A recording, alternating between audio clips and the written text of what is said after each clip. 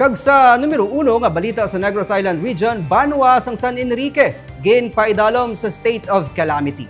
Sa special session kahapon sa Sangguniang Bayan, tigayon nga ginaprubahan ang resolution nga nagapaidalom sa Banwa sa state of calamity.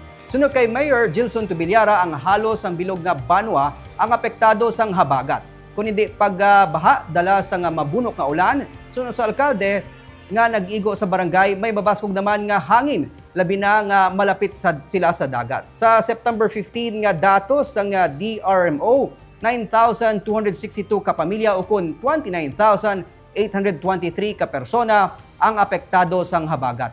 869 sa sining mga pamilya o kun 1,945 ka persona ang gin-evacuate.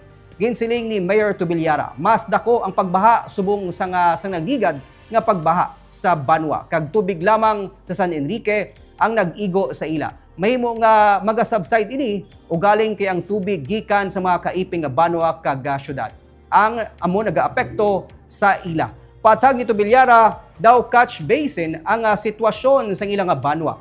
Pila sa mga apektado sa nga baha among barangay Sibukaw, Baliwagan, Batuan kag barangay Gintoleran. As of press time, mayara pa sa mga dalan nga hindi sarang maagyan suno sa alkalde. May 187 naman ang nagkalugba nga balay sa Banwa sang San Enrique. Lema diri ang totally destroyed.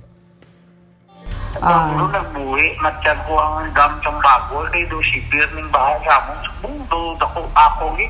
Oo. Ti subong na baha, lagyapon? Pa. Ay tuod, in some barangays?